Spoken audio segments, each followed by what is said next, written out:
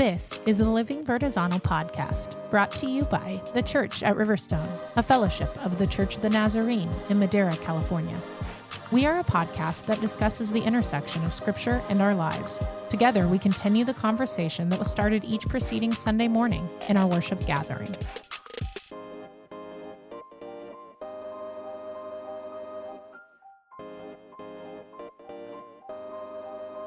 Hi, everybody. I'm Nick. And I'm Natasha. And we are the Living Vertizontal podcast, back with you this week to work through this Lent season together. We are now in week 6, and we've just come through Palm Sunday, and we're in the midst of Holy Week leading up to Easter. So Lent is kind of winding down. We're in the latter part of it here. And we are going to be looking at a passage out of Zechariah today. But before we get to that, a quick reminder, last week for the 5th week of Lent, we turned back to the Psalms, looking at Psalm 27 of David, a psalm of confidence, of crying out, and of chosen trust amidst uncertainty. Together, we talked about the importance of abiding. Having acknowledged the reality that we cannot control the chaos around us, we recognized that the most important thing we can do in every situation is look to Jesus first. Like David, we can be confident in who Jesus is, that Jesus listens, and how he's going to respond. This week, we, like I said, have arrived in the 6th week of Lent, a week that begins with the Palm Sunday celebration. And so for this week, our passage is Zechariah chapter 9, verses 9 through 12, which is a prophecy about the coming of Zion's king. So I'm going to go ahead and read that for us today, and then we'll jump into our conversation. Zechariah chapter 9, verse 9. Rejoice greatly, daughter Zion. Shout, daughter Jerusalem. See, your king comes to you, righteous and victorious, lowly and riding on a donkey, on a colt, the foal of a donkey. I will take away the chariots from Ephraim and the war horses from Jerusalem, and the battle bow will be broken. He will proclaim peace to the nations. His rule will extend from sea to sea, and from the river to the ends of the earth.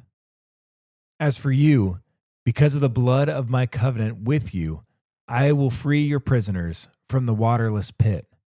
Return to your fortress, you prisoner of hope. Even now I announce that I will restore twice as much to you. So there's our passage. It's pretty short, pretty sweet, but maybe pretty loaded as well. Before we really start talking about the specifics of this passage, I think it's important for us to maybe address where Israel is at in this time, because, again, with what we've been doing through Lent, we don't have like this body of work that's been building for us to understand the context of maybe what Zechariah is even addressing or writing to, why he would say something like this. So to kind of put it in context, from a historical standpoint, or like what's going on in the world around him when he's writing this down, Israel, it has now returned from exile, from their exile in Babylon. So they had been conquered by Babylon in 586. Jerusalem was destroyed. The temple was burned. And then they went into exile for 70 years. While they were in exile, Babylon was conquered by Persia. And then ultimately, a Persian king, King Cyrus, allows the Jews to return home. So this is kind of the return has happened. They are back in Israel and in the quote-unquote promised land. But things aren't necessarily what they would expect them to be in the promised land. And by that, I mean, like they've come back to the physical location, but they've returned to essentially a war-torn area. It feels like the glory that was once there is still missing. It's still gone, the glory of God. Right. I mean, the glory of God was in the temple, right? And the temple that they come back to is a temple that's been destroyed. And it hasn't been rebuilt yet.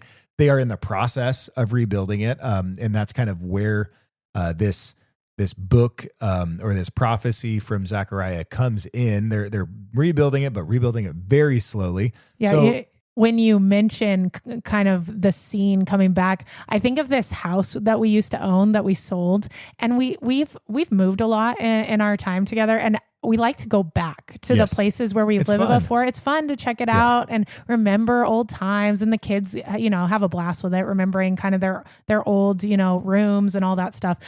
One of our houses in particular, though, we went back by, and it was such a disappointment. I really wish I would have never gone back. And I imagine that's kind of what the Israel, that feeling of this really isn't my home anymore. Right.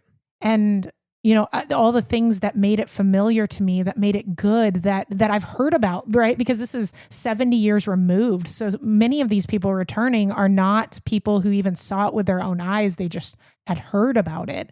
And it's not living up. It's not living up to the expectations. Right. So they're coming back, and this place that they've come back to is not living up to expectations. No temple. Really, their cities are kind of in disrepair as well. Economic hardship abounds. It's a really hard spot to be in. And they're also kind of facing this spiritual apathy. And so in the midst of this, this discouragement, this hardship, and this apathy, Zechariah speaks. And he speaks for the purpose of calling the people back to God.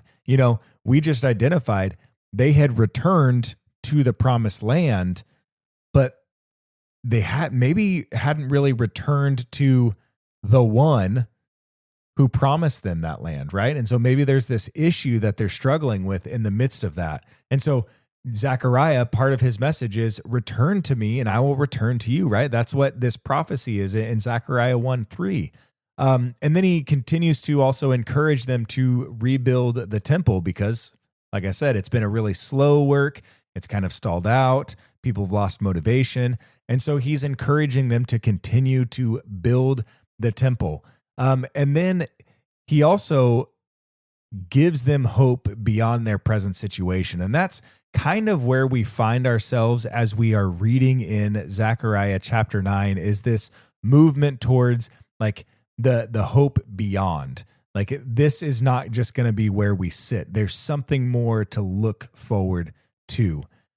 And so like Zechariah is specifically, like, if we were to try to summarize it all, he's addressing their discouragement. He's addressing maybe the doubt that is starting to creep in about God's promises, right? Because they don't have a Davidic king on the throne, right? They're still being ruled by Persia. They're not, even though they've come home, they're still like this oppressive reign over them. They are not their own. He's addressing this spiritual drift that might be taking place within the people. And it's into this then that we see Zechariah 9 begin to speak. And it picks up at this conversation of the king. Because, again, they don't have somebody from the line of David on the throne. And so how can we be who we are supposed to be if we don't have somebody on the line of David on the throne? And so that's where kind of Zechariah chapter 9 picks up and begins to speak about this future hope, this coming hope, this hope in front of them, that there is something more than what they are currently experiencing. And he begins to address this kingship thing. Yeah, and I think if you look at the passage as a whole and you look at the parts that precede it and the parts that follow the portion that you just read for us, Nick, you'll notice that there's a lot of traditional king language. There's a lot of things that point to a conquering king, that point to someone who's going to overthrow the oppressive government that's upon them, although less oppressive than perhaps the previous governments, right? Because they are allowing them some freedoms to go home. Also, they're going to send commissions and funding for them to rebuild in time. And so this, while things are getting better from the oppression point, as you pointed out, they're still looking for the Messiah. They're still looking for this king who's going to come in and who's going to deliver them from a military perspective to make them an autonomous, independent nation as they once were, as God had originally promised to the people of Israel. Right. And so when you read like verses 1 through 8, you essentially, if you don't read chapter or verse 9 yet, you get this image of a conquest that is taking place. Right. Oh, yeah. You get the image of like some of the great enemies of Israel being completely destroyed. Cities like Damascus, cities like Tyre, cities like Sidon, cities like Philistia. They are the historic enemies of Israel, and they are being conquered. Mm-hmm. Right? Tyre's wealth is destroyed. The Philistine cities are falling. Fear is spreading through the region. This is the typically, like, if you're trying to read this and envisioning what it looks like, you're envisioning a military conquest taking place, mm-hmm. which then what follows on from that, like when a military conquest happens in ancient times, and I mean, probably even in current times, right? Yeah. Like, I'm thinking of the parades that would happen in like from after the world wars and things like that. But specifically also in the ancient world, when new areas were conquered, it was common for there to be a military parade, like within maybe the capital city of the territory that was being conquered. And in this military parade, like the major generals would be leading the parade, maybe even the emperor, maybe not. But then the full might would be put on display. Mm-hmm. So you would make sure that your cavalry was there. You would make sure that your chariots were there. You would make sure that the swordsmen and the spearsmen and the bowmen, like all of them are there. The sampling of your treasury would be there. Right. And all for the purpose of essentially putting the people in that city in place, helping them recognize, we have conquered you and you have no hope of destroying us. Look at how much more powerful we are. Right. And so it was a show of power, a show of force, so that they could be communicating to them, while we defeated you in battle this one time, just recognize that you are constantly in a state of defeat because you have no way of overcoming us. Yeah, we're too big. Our military is too powerful. We're too wealthy. We cannot be overcome. So these parades were intended to terrorize in a way, but really discourage those that they were marching in front of. Yeah, absolutely. And so then as we begin to read in verse 9, now you begin to see the Messianic parade. And it looks quite different when you contrast it to what you would expect for a wealthy military might conquering parade type. Right. He says, "Rejoice greatly, O daughter of Zion. By the way, here comes your king. He's righteous and victorious and riding on a donkey. And he's humble." And there's really not a whole lot to show about. He's kind of a one-man show with a few disciples and a crowd following along behind him that are mostly made up of the rejects from the region. But here he comes. He's victorious. And you would think that this right here should have been a sign, should have been an indicator to them that, hey, this Messianic king we're going to be looking for, he's not going to look like the world's kings. This is going to look different. But, we're so locked into when we're sitting in the oppression, we're so locked into desperately needing a way out that we envision the victory looking like the things we see all around us, the victory looking like my neighbor's victory. And I think because of that, it's really easy to reject the victory that God is offering. Yeah. I mean, you think about it, and on the triumphal entry, right? Any of the gospel stories, they talk about how Jesus enters Jerusalem on a donkey, fulfillment of this Zechariah 9 passage.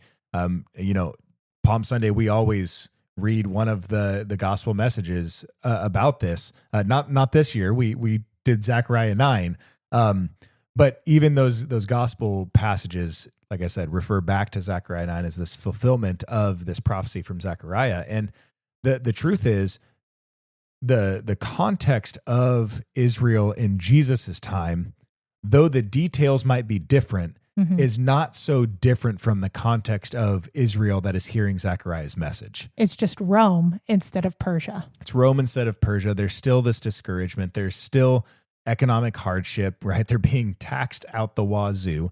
There is still this spiritual apathy that has taken place, right? Because the religious system has gotten so ingrained that they are just starting to miss anything and everything about what God might be saying because they're so focused on something else. And so they find themselves in a very similar situation. And because they find themselves in a very similar situation, they are desperately looking for a way out. And so when Jesus comes in riding on a donkey, even though it's not necessarily the typical wartime conquering parade that you would expect, they actually see it right in line with the prophecy of Zechariah 9. And so what else do they see? Well, they see verses 1 through 8. This is victory. They're going to overthrow all of our enemies and restore Israel to its rightful leadership and rule. 100%. And so you have this tension, though, that exists because the thing is, I think you were saying it pretty spot on when you were like, we don't want to hear victory like humility and suffering. We want to hear victory like conquering and restoration, like back to power. We want to see victory like our neighbors are experiencing it, not necessarily like Jesus is embodying it here.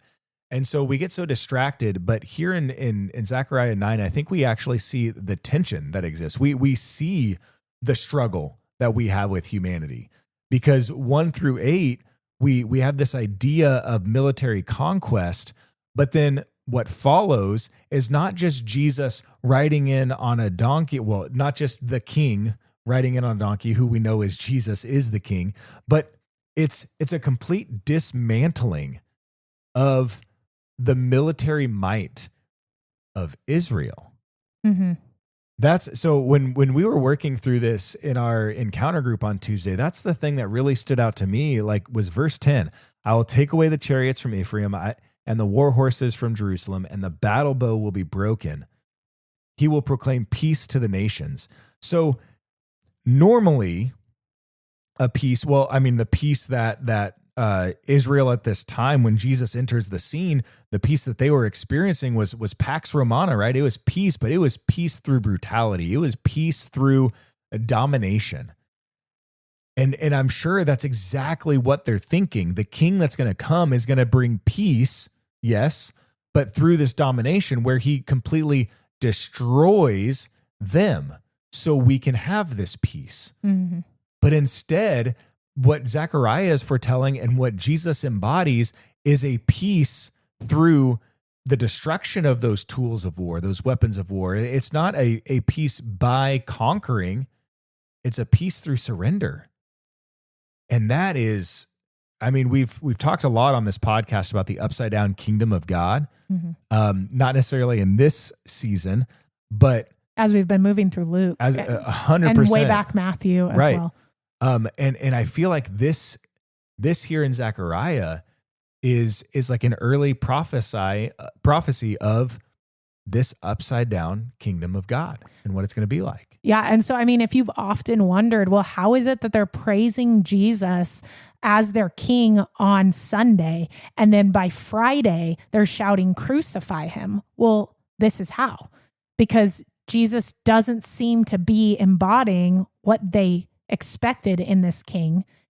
He's actually living into the prophecy perfectly, but they miss it because their expectations are so unaligned with the will of God.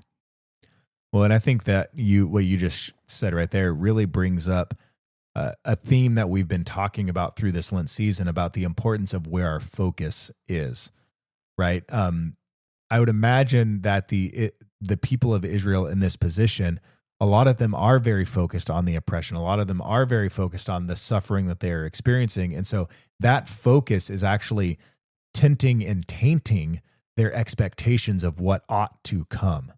Whereas if instead their focus would have been properly placed and their focus would have been fully on God, I'm sure even though there may have been a tension or a struggle with what was coming, they would have been a lot more on board with recognizing Jesus as a suffering servant and savior. Yeah. And to that point, I feel like that's so relevant to our lives today. And I have a really great example, and I didn't ask permission from this person to share the story, so I'm going to not use a name. But we have a member in our congregation who's undergoing, some really difficult health situations right now. And as she's going through this, the treatments oftentimes result in major kind of reactions and just things that are really horrific when you listen to what's going on. And yet all the while, she'll share about this horrific reaction, but she doesn't miss a beat before she's like, but God gave me a nurse who did this and it made it better. But God, and every horrific thing that she experiences is followed by or matched in double or triple or quadruple with but God did this. And her focus is so placed on God that even though her world is crashing down, even though there's all these pieces of her life that people would look at it and say, how horrible, she is so filled with this great joy and this great light that just, it really does exude Christ in every interaction that she has. And it's just a beautiful encouragement to anyone who encounters her. Yeah. So I think then that it is so important for us to remember to keep our focus, as you pointed out, Nick, to keep our focus on Jesus in the midst of all the things, all the oppression, all the difficult spaces in our life, so that way we don't miss what God is doing. Because if we have our eyes on him, despite all the rockiness around us, all the chaos around us, we're going to see joy, we're going to see light, and we're going to experience his peace. Yeah, that's really good. And I think, I didn't ask this person. I'm just kidding. I did ask this person. I am the person. So I'll even share maybe a little bit from our own experience where I think I see the tension of this passage inside of me, a struggle inside of me. And by that, I mean, we've been at this church plant now since October 2021, right? So we are coming up on 5 years of working here in this community and being in this community. And there are days where I have an overwhelming sense of discouragement. There are days when I have an overwhelming feeling of like questioning, where I'm like, where is the promise, God? Because if I'm honest, when we came here, I believe that God called us to come here because he said, there is a harvest that I need you guys to be working on. I need you guys to be there. There is a field ripe and I need workers there. So go. And so in a way, like, I'm hearing a promise. Yes. Very much like the Israelites who were returning from exile heard the promise. Oh, we're getting to go home. There's so much excitement. God is going to do an amazing, incredible thing. And we're going to get to see his majesty and all of his promises fulfilled. Right. So in my mind, I have these ideas where we're going to come here maybe a couple years in, like, we'll have to work really hard, but within a few years, there's just going to be this overwhelming response of people. Riverstone is going to be completely transformed for the glory of God. And it's just going to be crazy, like mind-blowing how this is going to just explode. Now, 5 years in, it's not necessarily the story.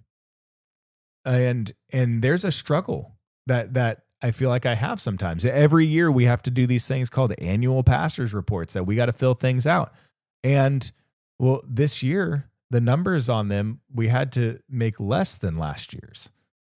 And so from all intents and purposes, like, from a worldly standard of like the metrics of success, it would be easy to look at what we are doing and say, we are not being successful. The promise is not here. And then that discouragement really creeps in on us, on me. But the thing is, I recognize that if I were to sit there, I have a misplaced focus. And that focus then is driving my expectations of what the promise is and what it looks like played out, fleshed out in people's lives, in the life of the church. And the truth is, when I refocus and reorient and focus in on Jesus, all of a sudden I realize that, yes, God is with us. I don't need to be discouraged. All we have to do is just look around it, like in the story that you just shared about one of the members of our congregation, or any number of other stories that we could recount and go through right now. Like maybe we should do a podcast on that. Just all the cool things God's doing. It's going to take more than just a podcast. Like that would be a whole season. But like, God, you really are doing a lot of incredible things in the lives of people within our church. This idea of the promise being like Riverstone being transformed for your glory, and me perceiving that means we're just going to be bursting at the seams with a number of people, that doesn't necessarily track.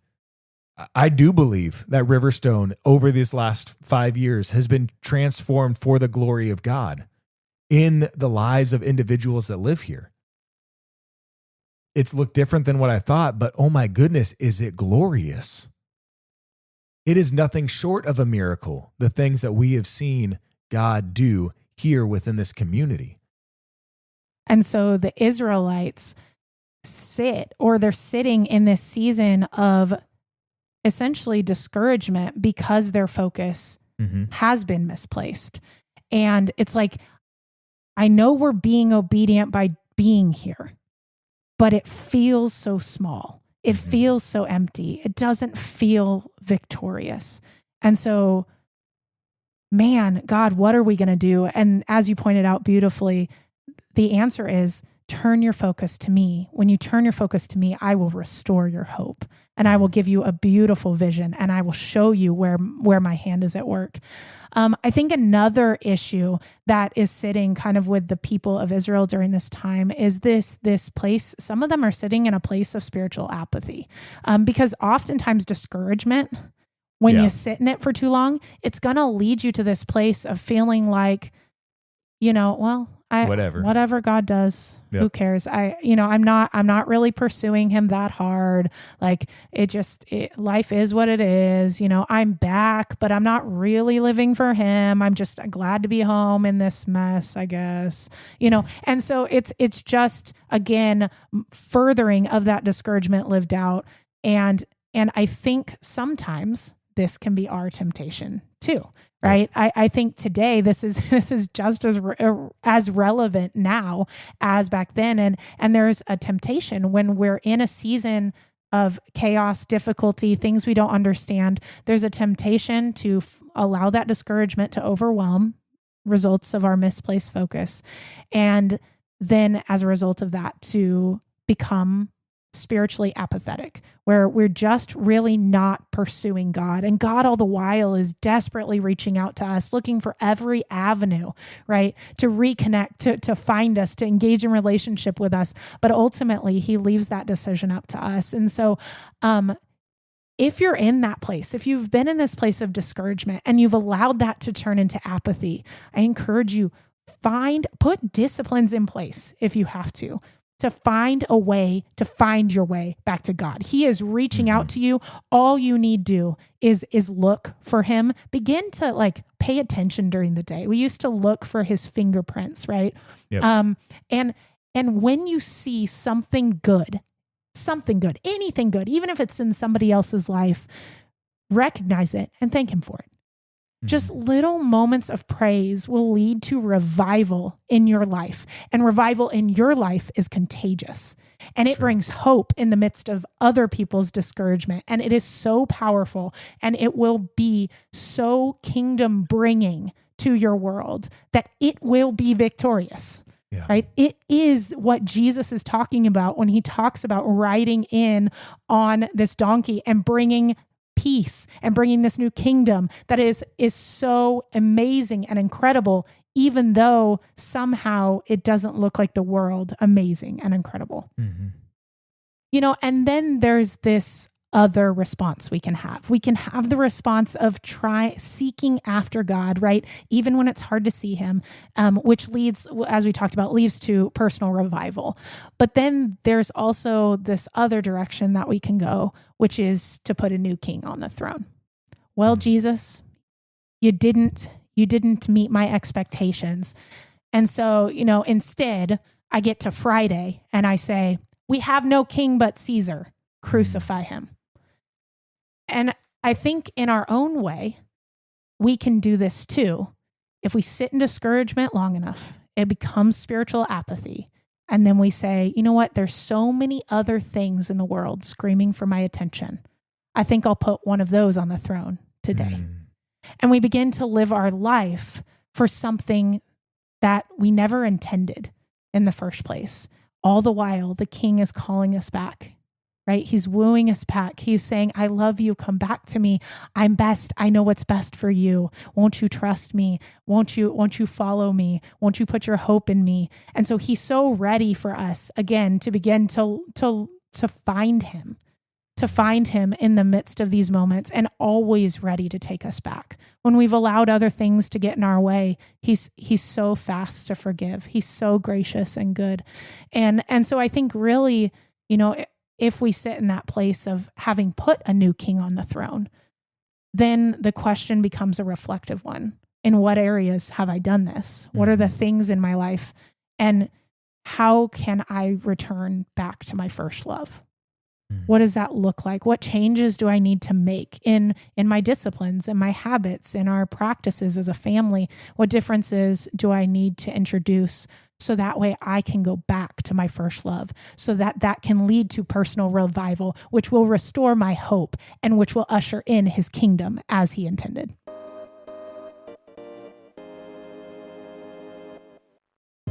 As you journey with us through this Lenten season, we recommend purchasing A Consuming Fire, a Lenten devotional, which is available for purchase on Amazon.